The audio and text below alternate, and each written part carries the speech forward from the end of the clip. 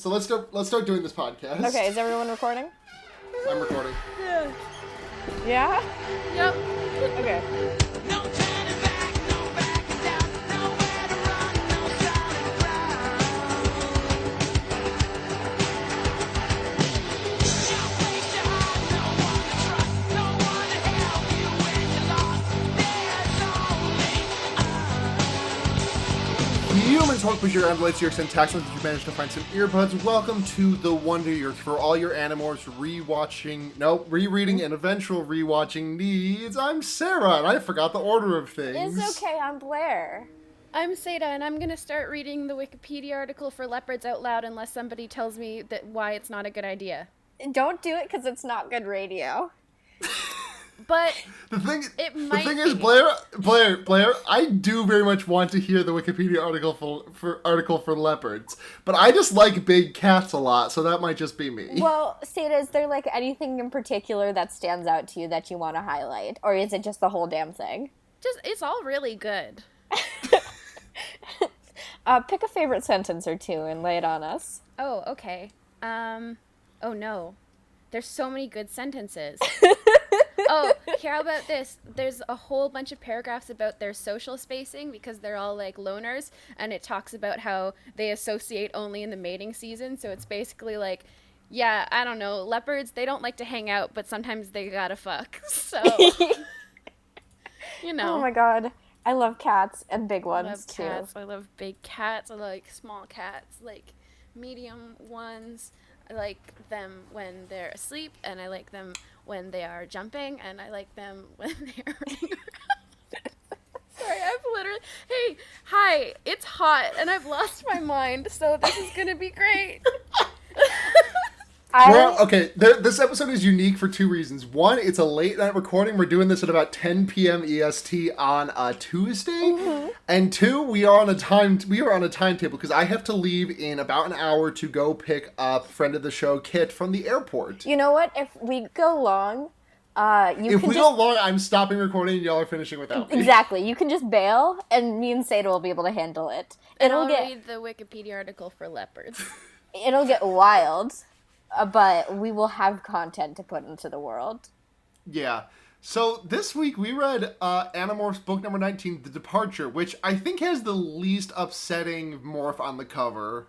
Yeah. By far. It's pleasant. Yeah. Cassie's got that nice leotard, and I think this might be the first time we're actually seeing someone in morphing clothes. Oh, yeah. Oh, I think you're right, because they're... You know what? I never thought about that. We might have mentioned it before, but I haven't thought about it in a while, at least.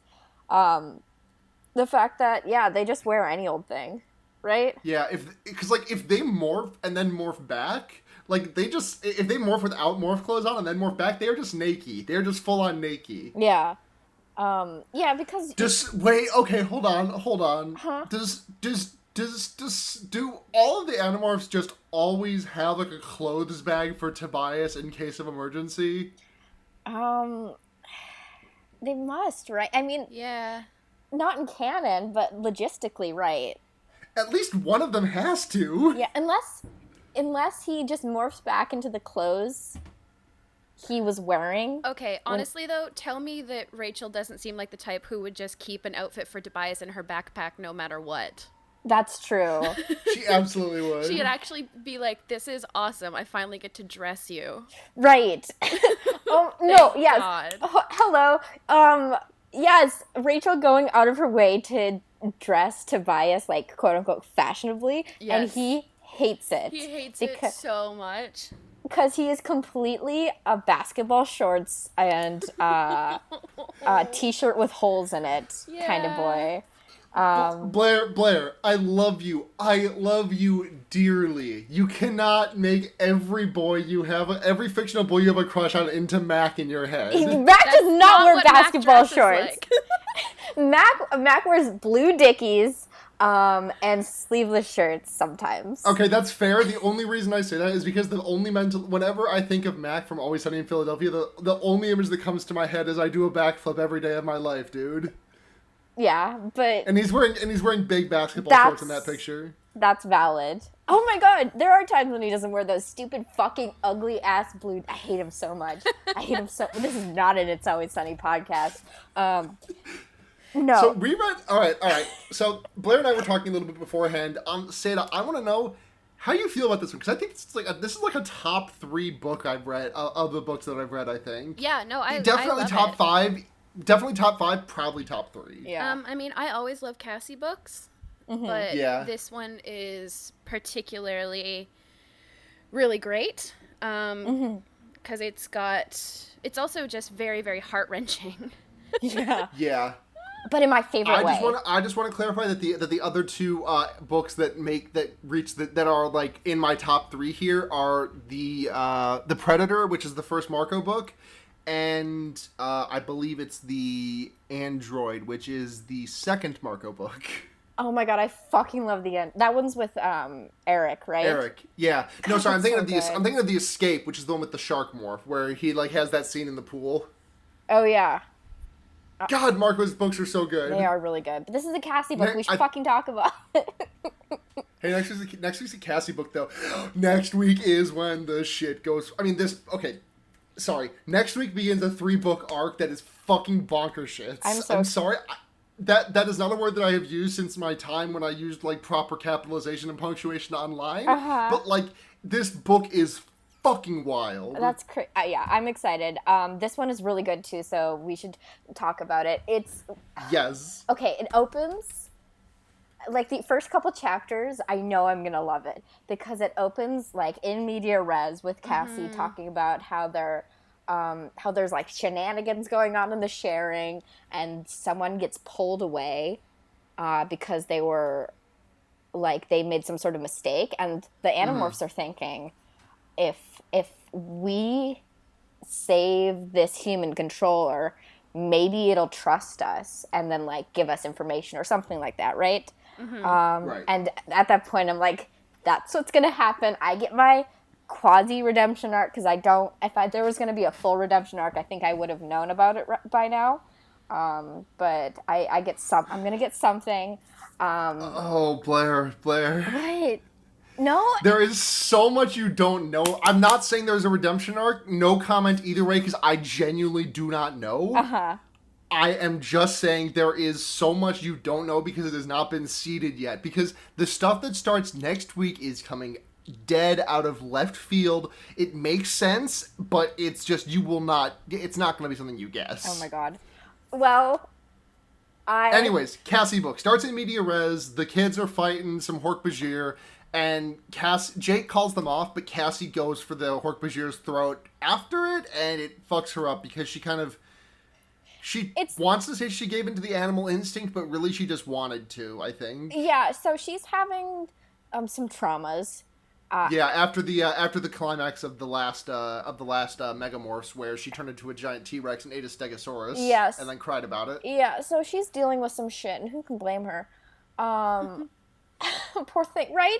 Because Yeah. she's like, hold on. I'm seriously harming myself by doing this, so like fuck this shit. I'm out.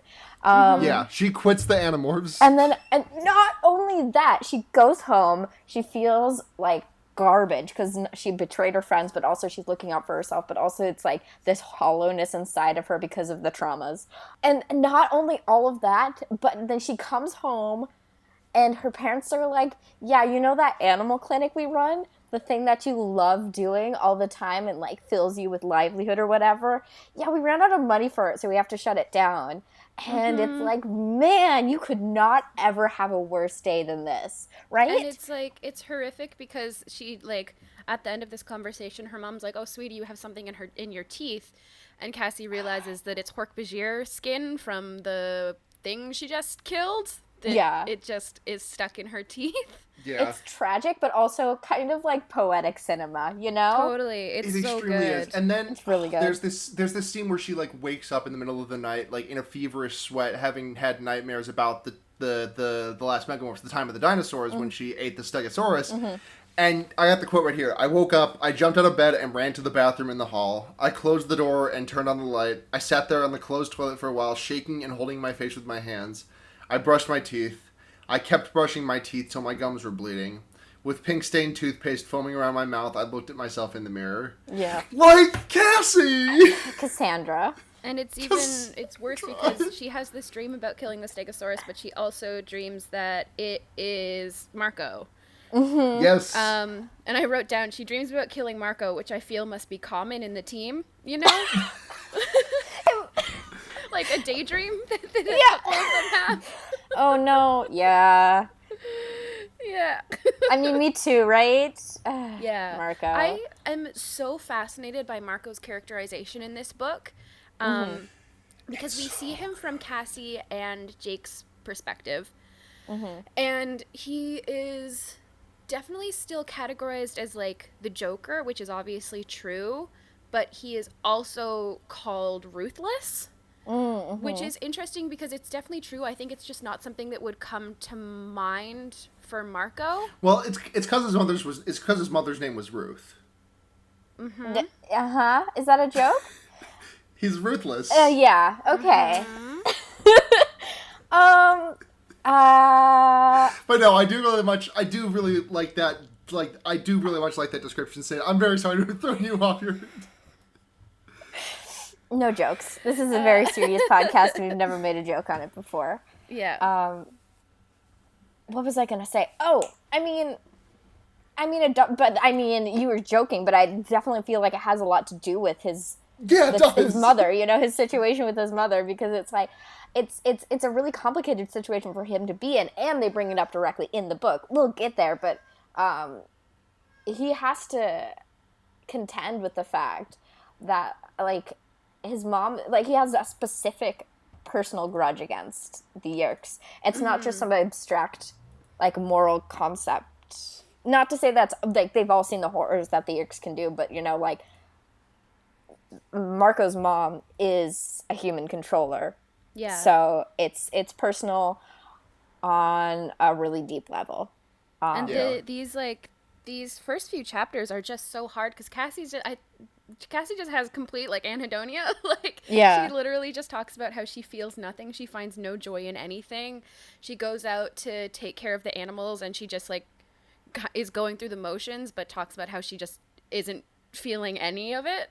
Like, I believe she says something about, oh, there are animals that need food, there are animals that need medication, and I don't care. Yeah. Which is not to say that she's going to let them come to harm, but she is just sort of doing it out of apparently a rote sense of, like, responsibility rather than compassion or joy.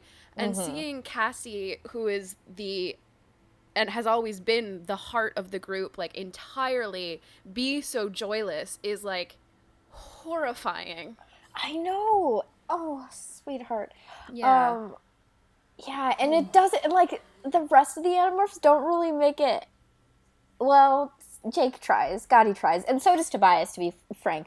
But Yeah, but Rachel drops this fucking bomb. So here's Marco says this: "What's the deal with you, Cassie? Half the time you're giving us all crap over being too ruthless or whatever. It's always this. Oh, is this right? And oh, should we do this? I mean, you're Miss Morality, and then when you have a bad night, you just bail on us." And then here's a conversation between Cassie says, "Rachel, can we still be?" And Rachel says, "No, we can't." She said, cutting me off. "See, you just said the whole world can drop dead so long as you, Cassie, don't have to end up turning into me." She stormed from the barn. I should have said something, but it was true. It was true. I didn't want to turn into Rachel. I love this because it would have been so easy to have Rachel just be angry because she's shirking responsibility, but instead she adds this, like, extra dimension of Rachel being, like, personally insulted by the fact that Cassie doesn't want to be violent because she sees it as a judgment on her character, which is so much more interesting than having her just be like, "I'm disappointed in you." It's an accurate description, too, because earlier in the chapter, straight up, Cassie says this war against the Yeerks had been a gift to Rachel, and she talks about how this let Rachel's, like, warrior side run free. Yeah. Like, it's diegetically true. It's very shown and told, and I like it, and I love Capelgate so much. While I just like to point out Cassie takes so many pains to be like, Rachel's so pretty. She's just beautiful. She's so beautiful, and the world never would have let her be a warrior because she's just so pretty and beautiful, and she's so pretty and beautiful that they wouldn't have happened. But now she can be beautiful and she can be strong. And it's like, Cassie. I love Cassie. that. I love that. And I was also tickled pink the entire time whenever she would talk about like her relationship with Jake. She was like, Jake is someone I care about. Care and I'm like, oh, about. honey. Someone who I have emotions towards. And I'm like, yeah, you sure do. He's a really good friend, isn't He's he? a really good friend, isn't he, Cass? You- it's... Oh, You yeah. don't have to date him, Cassie. You don't. You don't have to date It's really cute. It's really good. It is. She'll get there. I love these kids so much. I know, me too. So Cassie goes home and she sees like a kid in the woods getting chased down by a bear. Oh, yeah. she's out like sort of doing stress relief. She's riding on a horse, her favorite horse. Now, quick question: when this character Karen first showed up, what kind of age were you guys picturing? Were you because from the jump, I may have just skipped a couple of descriptors, but like I was thinking like. In my head, she manifested as Aaliyah Shawkat during Arrested Development a little bit. Sure. I was just picturing her as the same age as Cassie until they started to take pains to call her a kid. Yeah. Yeah. Same. And then also the fact that the host body is like, a big fan of Curious George. Yeah. I mean, before that, she starts calling her like little girl and that kind of thing.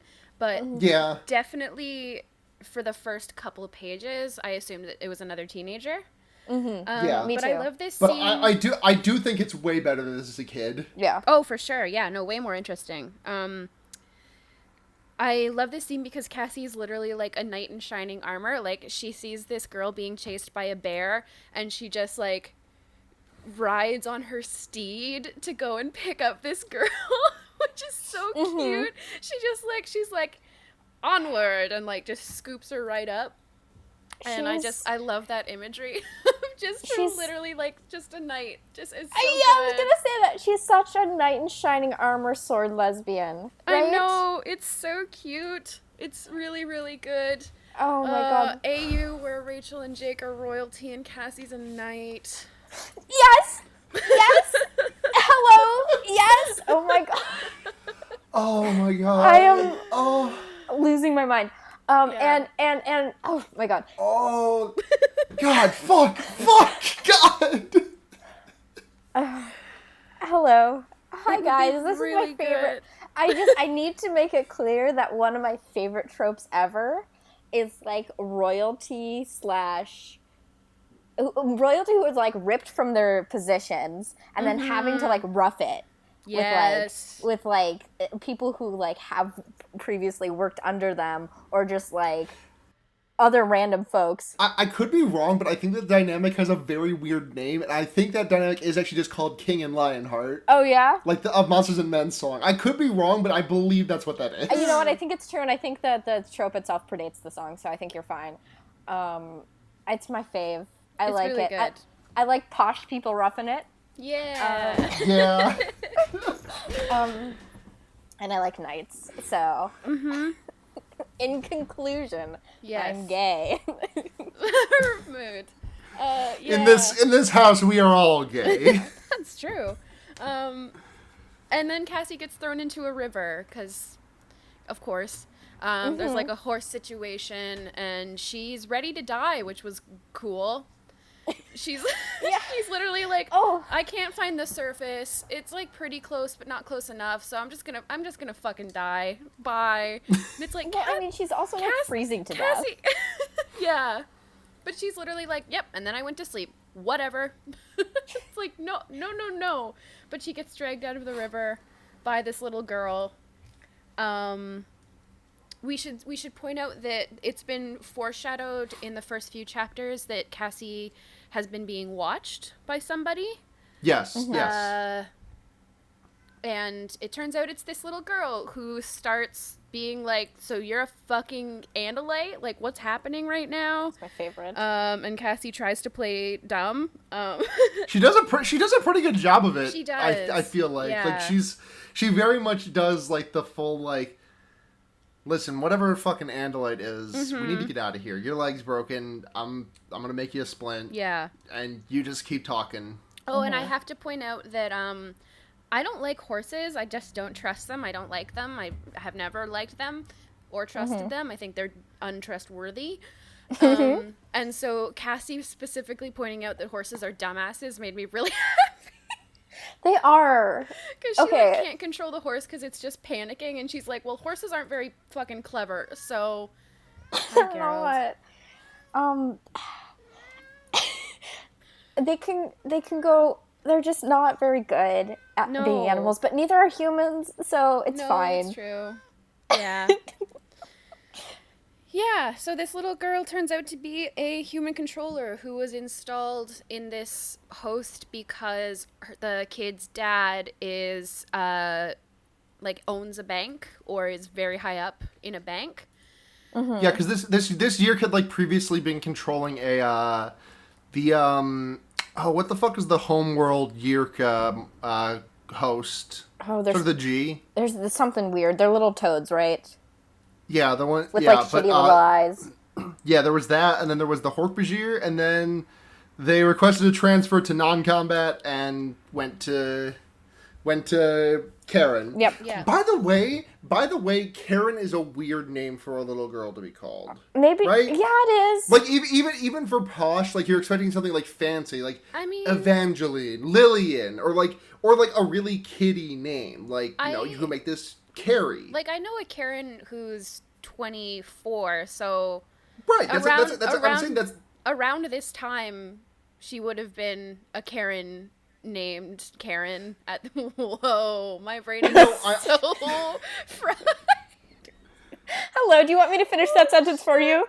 Yeah. I'm not saying that Karen isn't like an actual name. Karen is definitely a name. I'm just saying like if you're picking a name for your child character, this was also Karen, 1997 or whatever. That's basically what I'm trying to say. Like I guess, but like to fit like this like rich weird ass rich family, I feel like Karen is just a bit common. I mean, I guess I'm glad that Capulate didn't play into like tropes and name her like Mariana or something. Yeah. Well, I mean, I think you have a conceptualization of Karen as a very mom name. Yeah. But I guess I do. Like, but you're also like 20 years in the future, so. Yeah, that's fair. Yeah. That's fair. So travel back in time, and Sato's travel back in time to when this book was written, and it turns out that Sato's friend Karen, this is actually autobiographical about them. Yeah. Yep. That's true.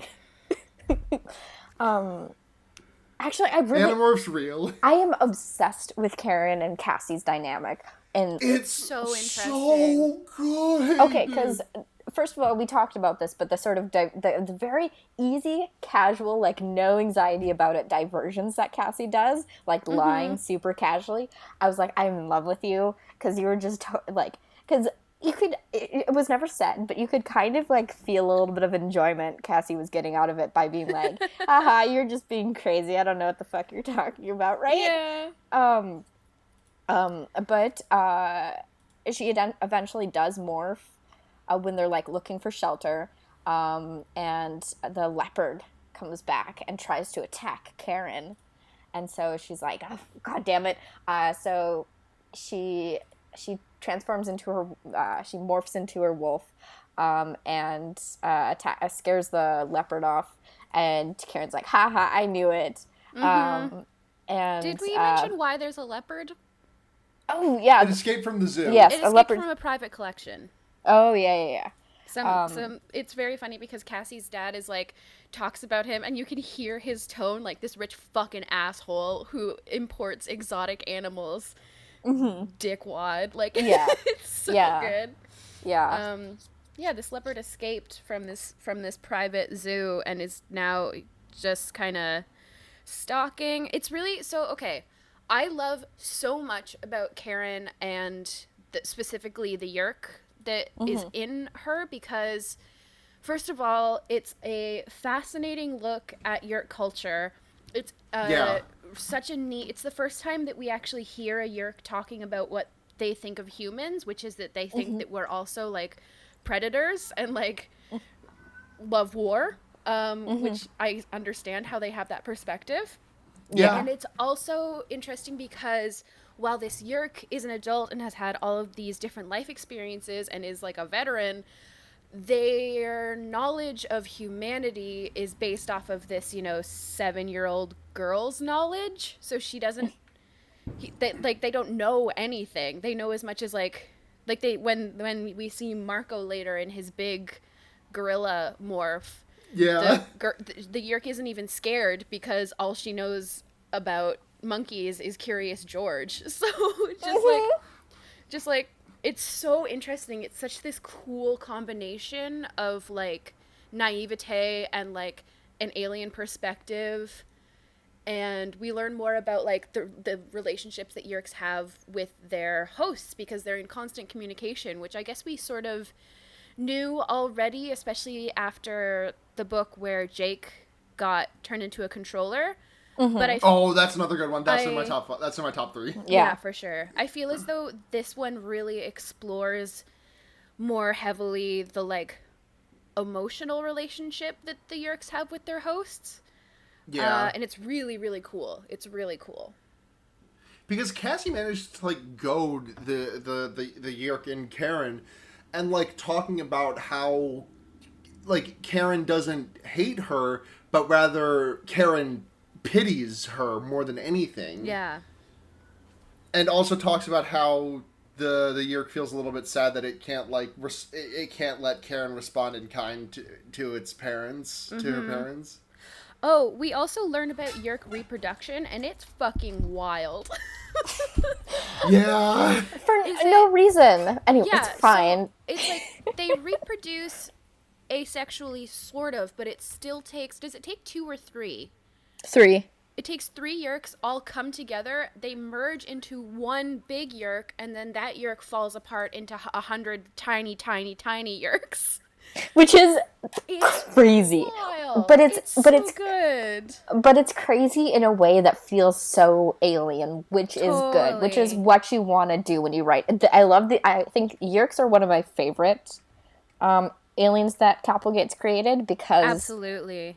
there's just nothing human about them, No, right? they're so good, and their culture is so interesting. And this is the first time that we learn that there's maybe a little bit of Andalite propaganda in how we think about Yerks, which makes sense. Yeah, because they're at war. But essentially, this Yerk is like, we're not all fucking like warmongers and colonizers. Some of us are just dudes, like I just want to slug around. I don't know what to tell you. I like having hosts because I like having eyes. Colors are cool. Did you know I don't have eyes when I'm a slug? It sucks. Yeah. I just wanna hang out. And Cassie's like, but you're a Yerk. And the Yerk's like, yeah. I don't know. Did none of you guys ever just want to hang out? Yeah. Cassie's No, like, I do just want to hang out. it's legit, but it's the same time, and like not disagreeing with you at all. Like it's also at odds with the fact that they're an imperialist species, I mean, so are humans if you want to look at like on average. Sure. But it's just it's a really they have such a complicated relationship with their existence where I totally understand their motivations because they're just trying to live and survive and thrive, like which is the goal of all living things. Yeah. But at the same time, like at what cost is that's the entire question of this book, right? And Absolutely. perhaps the even entire question of the series is at what cost Yeah. do we at what point can we like say that how do we value one life above another? Yeah. Sorry I went like super duper quiet there. You guys are very smart and I like listening to you talk about this stuff. I think Animorphs. There is a lot of at what cost though, especially that comes up later in the book when Marco tracks down Cassie and realizes what's been going on, and Cassie has this diatribe at him where she's like, Marco, you have someone you care about. Jake has someone that he cares about. What are you like? Why is this the line that we must draw in the sand here? Yeah, I mean, her argument is essentially like, why are the humans you want to save worth saving? Yeah. But this little girl isn't. And he just doesn't want to hear any of it. And No. like, of course he doesn't because he's a teenager, right? Right. I mean, is- Mar- and I Marco, can't- Marco, Marco, the character's base instinct to like anything that he doesn't like is just put up the Just a brain second, walls. My cat's trying to escape. I'll be right back. Okay. Geralt! He's reached his 2-hour morph limit. He needs to get out. He needs to demorph into, never mind. What? Never mind. I'm needs to gonna demorph into- he bare my needs to whole demorph ass. into- I can't do that. No, Blair, please. I've bared my whole ass on multiple occasions. Like, please, just. So it's a thing that me and Seda have talked about before, that Geralt is just Charlie Kelly from It's Always Sunny in Philadelphia. So I was gonna say that Geralt just needs to demorph into Charles Kelly Esquire, bird law. Charles Communist Shelley. Charles Communist Shelley. Yeah. I have a The like cat. temporary screen in my kitchen window because it doesn't have a screen, and he was trying to rip it out. It's fine now. Ooh, I ran across the house and now I'm dead. Welcome back. Oh no! Oh, it's so hot too. Oh no! Holy shit. Okay. Seda. Drink some water. What were we talking about? Was it Animorphs? I think it might have been Animorphs.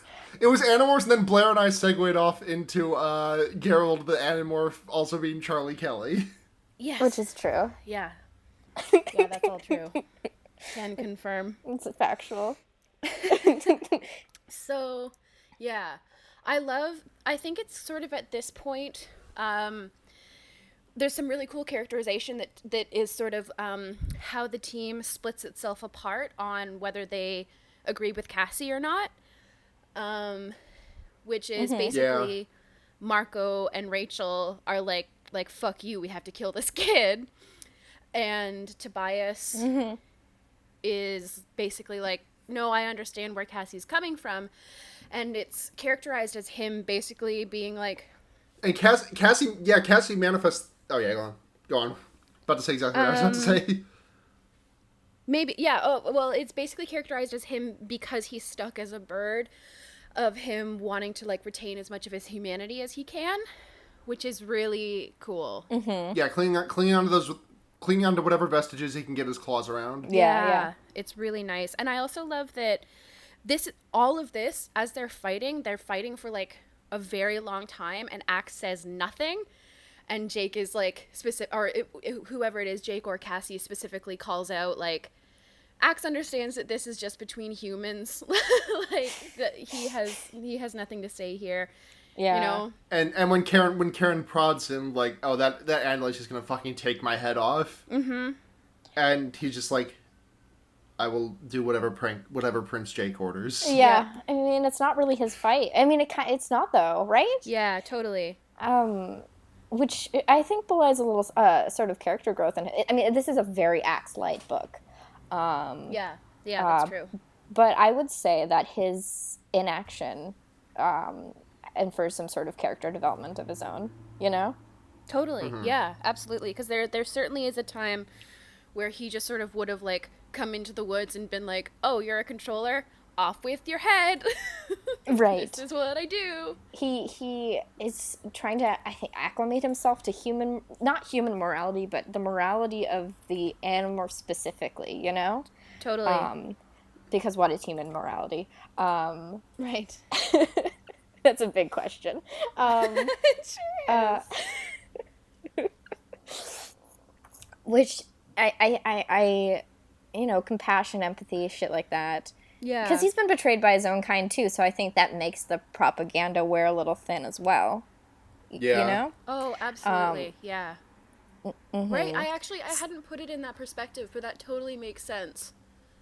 They're sort of fresh off of... Cassie, at one point in this book, says, I've had a wild few months. So all of, like, everything that we've read so far has happened in under a year. Which makes sense, but it's like, holy shit. It's like, okay, not to like talk about something that only me and Seda know about, but it's like in campaign podcasts where they reference a podcast that's been going on for 3 years now, I think. Like, this past week has been crazy, hasn't it? Yeah, it makes me laugh every single time. Like, they're like, how long have we been traveling together? like 4 days. This is a podcast that started in like 2014. Yeah. Oh yeah, it's very I funny. like what is the like functionally dead toll that has been enacted to each of to all of the kids, because Tobias has gone. The human side of Tobias's brain went dead in book 3 for a brief time. I'll count that. Jake got smudged to death. Everyone almost died with the ants. Everyone almost died with the. Everyone was like functionally dead with the ants and the termites. And the only reason that they weren't dead with the termites is because Cassie managed to kill the queen. Cassie got temporarily nothlited. It's gotta be. It's a lot. It's gotta be at least a dozen in total, if not Yeah. more. For sure. Yeah. They have. There's a lot of contending with we know this about this series, but there's a lot of contending with one's own morality in this book series.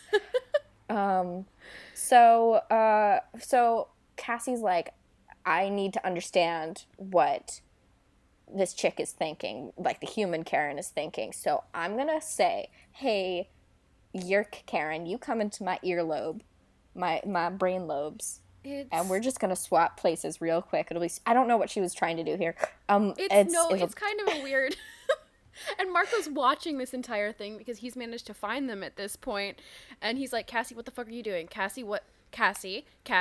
Well, Cassie. she turns into a wolf, so he doesn't. So he can't do anything, you know. Yeah. And she just presses her ear against this little girl's ear, and then the slug, the Yerk, crawls into her, and Marco's like, motherfucker, Cassie. And he just immediately morphs into a bird and goes away because he's like, you know the Yerk's gonna be able to morph now, right? And Cassie's like, I hadn't thought about it. It's like, Cassie. The reason that they have been trying so hard, they're in the first book. I think I don't remember who it is, but one of them says, "Don't let them take me alive." It's because of this. Cassie says, here's the quote: Marco began to morph back to Osprey. He'd understood instantly what I hadn't even thought about. The Yerk that was entering my brain would be able to use my morphing power. If he stayed in human form, the Yerk using my morphing power might attack him. Yeah, like wild. Cassandra, yeah. But Cassie trusts Karen. Yeah. She does. Yeah. More than she has any right to. Which leads to some of the coolest stuff when all of the gang is basically like, well, Cassie fucking became a controller, so okay, what do we do now? And the gang is split again, where they're like, well, I guess we have to kill Cassie. Like, that's too bad. And Sure is. It's like their responsibility to their teammate and something, and like, it's interesting because this is where Marco and Rachel split, because Marco's basically like, we don't have any responsibility to her anymore. She's not part of our team. Which Jake says he doesn't mean, but he says it anyway. And Rachel literally hits him so hard that he falls over. Like, Yeah. she's like, fuck you. I love Wild. Rachel. I love Rachel so much. I love these kids so much. Yeah. Yeah, it's great. So the deal, Cassie basically, the Yerk doesn't like out Cassie or anything. They make a deal though, which is an extremely fucked up deal, where the Yerk tells Cassie, I will leave Karen and just live the rest of my days as a Yerk if you turn into a caterpillar and get stuck like that. Yeah, if you basically, you want me to give up everything, you want me to give up eyesight and like the mobility. Okay, cool. You want me to be a little worm guy? You're gonna be a little worm guy as well. And Cassie's like, Which, oh, it's fucked, but okay. can you really blame him? Can you really No. blame her? No, it's Right. No. really, really cool actually. And then it's even more interesting because basically she watches Cassie stay as a caterpillar for 2 hours, and at the end she's saying like, you proved your point, you can stop, you can be a human, I get it, you're committed, you can stop, please. But Cassie can't hear her because she's a caterpillar. And I I had no idea how this was going to resolve. I was basically just like, I started reading so much faster in the last like 20 pages because Cassie very much just does become a caterpillar. Like, she goes completely Nothlit. Like, she's trapped as a caterpillar and she can't narrate the book anymore. Jake has to do it. Yeah. She's a caterpillar now. Yeah, I was like, is this gonna be a dream? Like, what the fuck is gonna happen? I had absolutely no idea. And I don't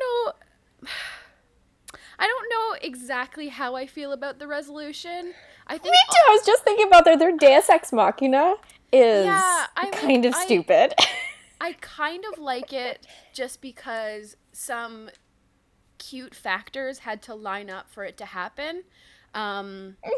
Such as this Yerk didn't know that caterpillars turn into butterflies because the little girl didn't know. But basically they protect Cassie for a little while and she turns into a butterfly, and because this is there's a real hold on morph, before we get to that I do just want to say the very funny part that I remember this like vividly from my brain, because Jake says I have to hurl and runs out of class. Rachel does the same thing, and Marco, being the fucking jokester that he is, I'm trying to quit the smoking habit, don't stop me. Of all the He's things, so Marco. dumb. He's so dumb. Yeah. I love him so much. But basically their explanation is because she turned into a butterfly, this is a naturally occurring morph, and it resets the timer. Because Axe is like, what? You didn't tell me that there are animals that naturally morph. And meanwhile, Cassie's like butterflying around. Like, she turns into a butterfly, she gets her human memories back, and then she's like, well, nothing to be done about it. Time to go pollinate some flowers. Do do do do do do. I love her. Okay, because the thing about turning, this is so fucked. The thing about turning from a caterpillar to a butterfly is that the caterpillar just turns into liquid and then reforms. It's so she was just horrifying. liquid with no consciousness. Which I had not thought about until this very second, which is kind of why I'm freaking out about it. Yeah. That's terrifying, actually. No, I totally. I mean, it's fine for the bug, but Yeah, but it's this like wild. It's almost like teleportation, you know, like it completely like disassembles your molecules and then like puts them back together in another place. But it's all in a cocoon. Does that make sense? Does that comparison make and any slime. sense? No, totally, but with Yeah. slime. Yeah, it's very Okay. wild, and I don't know if she remembers it. But there's this great scene where Axe is like, oh, well, then I guess she has 2 hours to turn back into a human from this naturally occurring morph. And then all the gang, like, looks at each other, and then they're like, get that butterfly. It is so after school special. It's so good. I love these children so much. I know. Jesus Christ. But I have to make a comment that it doesn't make a goddamn lick of sense. No, it doesn't. Because Listen, That's the it's problem. Andalite morphing technology. Hello? The implication is that when a caterpillar turns into a butterfly, the caterpillar body goes into Z space, I guess, because that's how morphing works.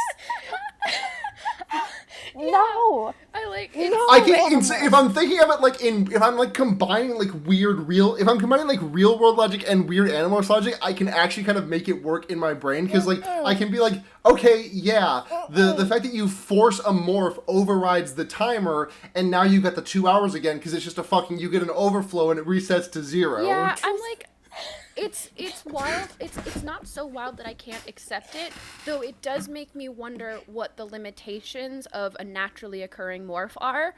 Like, if a snake molts, or sheds its skin, is that enough of a morph that if you're trapped as a snake, you just kind of gotta wait until it's shedding season and then it resets? Or does it have to Or be what the about whole a tadpole body? turning into a frog? Yeah. Right? How It is crazy making. As It's always, I have crazy questions making. about the outer boundaries of this particular rule. we? All right, this is absolutely seeding for something that's gonna happen. I don't know what it is, but this is absolutely seeding for something that's gonna happen later. Like the jungle Sario rip was seeding for the dinosaur Sario rip. Yeah. This is absolutely gonna happen again at some point. You think so? Oh, 100%. Interesting. It's gonna drive me They're bananas gonna trap Visitor 3 in some they're gonna trap Visitor 3 in a morph for 2 hours, and X gonna be like, well, that's an actually occurring morph. They're gonna be like, ah, fuck, piss, ass, shit, dick hell. The last scene of this book is super, super cute, though. Essentially, Yeah. Cassie, after partially because she was a butterfly and partially because of her conversations with Karen, is like, I appreciate color a lot more now. And Rachel's like, you know what that means, bitch, shopping spree. And it's so good. And Rachel's like, do you like the blue one or the red one? And Cassie's like, I like the blue one and the red one and the yellow one. And I like that ugly one over there. And I like the green one. And I like them all. Where's your dad's credit card? I love her. I love girlfriends. I know. And Guys. I love this. We find out that the Yerk kept its promise. Promise, yeah. Basically, Cassie comes home, and she's been missing at this point for like 2 weeks or something like that. Yeah. And Cassie's dad tells her that Karen's dad, the owner of Unicorp or whatever the bank is called, is like, hey, my daughter really likes your veteran services. How do I keep your doors open? And dad's like, well, okay, Yeah. don't look like gift horse in the mouth. It's great. And Cassie runs into Karen at the mall and like looks at her, and Karen's like, it's me.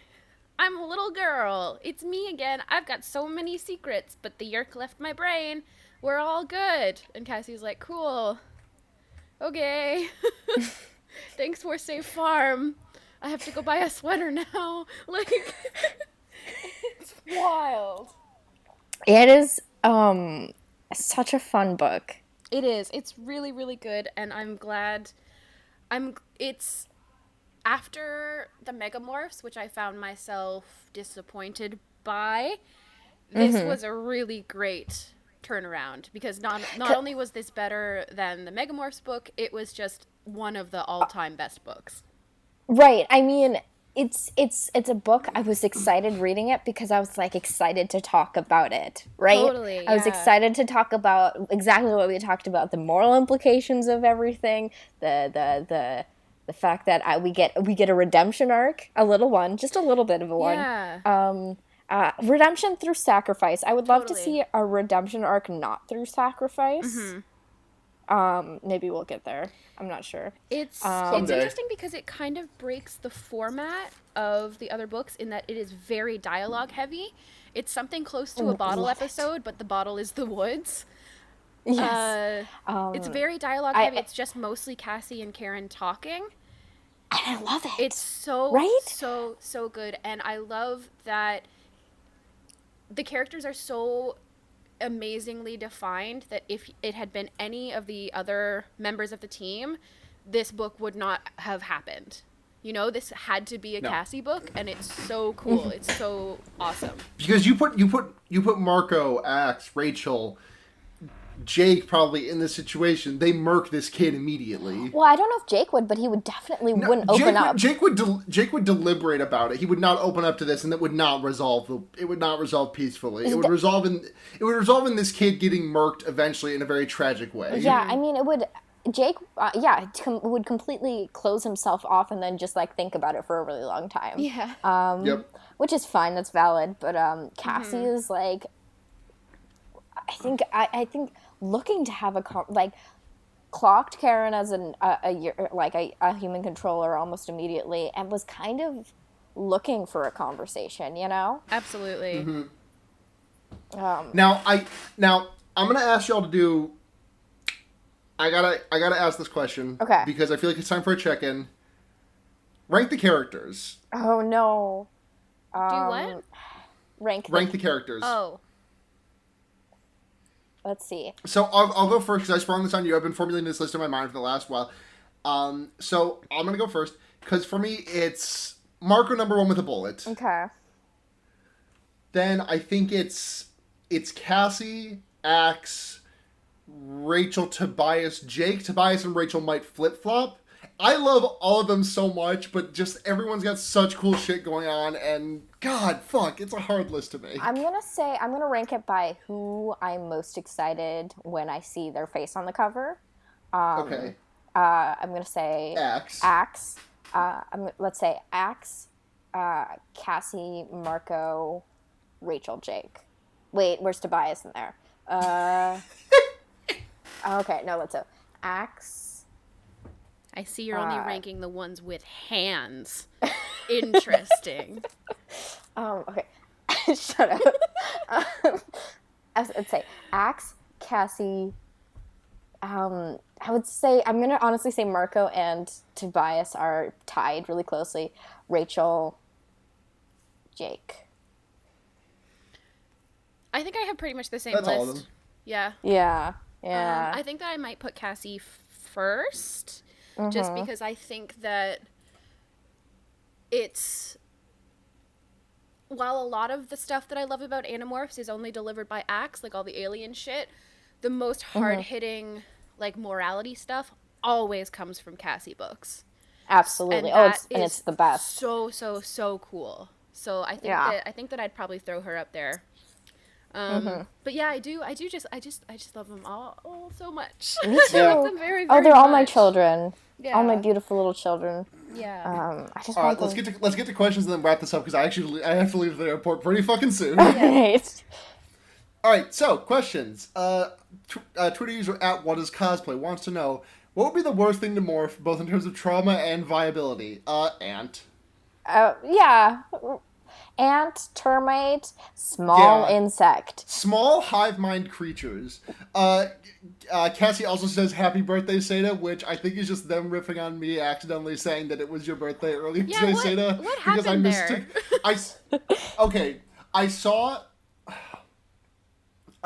in Facebook threw a name up there that I conflated with yours because it has some of the same words. But then I realized after tweeting that is a person who I went to college with, and not you. Oh, I see. I got very confused and I'm very stupid, but I still love you dearly. That was so fun to wake up to. Yeah, I did this. I woke up to. I didn't see the original tweet because you obviously deleted it when Blair was like, "It's not Sada's birthday." But so I just woke up to like my notifications being you two talking about when my birthday is, and I sort of sleepily was like, "I'm not a fucking Cancer." While I was on the floor, because I've been sleeping on the floor because that's how hot it is. So just like my bleary ass literally on the floor, still stinking of gin, and just being like, I'm not a Cancer. Throw my phone. All right. Heavenly Evan wants to know, now that Cassie has been infested temporarily, which Animorphs do you think will get infested next? Rachel, she seems like she'd be like, I bet I could handle it. I want Axe though. I want Axe though. Can I be real here? The viral YouTube challenge that's sweeping the nation. Human Controller Challenge. Yeah. Gone wrong. Gone sexual. Shut up. I want Axe to. I think that'd be so interesting. I don't know if he'd be the most likely to, but I want him. How do you get that in there? Does he have ears? He must. Right? Or they go in through. Well, we know that Yerks can control them. Yeah. Because there is one. Yeah, that's right. Yeah. Stupid question. Very stupid question. So good. Next question. Marco getting hit by one would suck. Oh, yeah. Why is Cassie the best character now? Wait, sorry. Marco getting infested. I just want it to be like this weird buddy cop movie. Yeah. Where, like the yerk that goes into his brain is just like also a goober. Yes, I want that so bad. Oh no! Oh yes! Oh yes! The Yerk is just like, wow. They're usually like, wow, that person's popular. Who are they? Florbulon Flumbado? Yeah. Oh my god. Marco high-fiving himself because he controls one hand and the Yerk controls the other. That's the redemption arc that we get in this book series. Oh my god! And then and then this Yerk helps Marco get his mom back, and then he becomes part of the gang. And it's fun. And it's hey guys, Hell yes. I'm writing fan fiction with my mouth.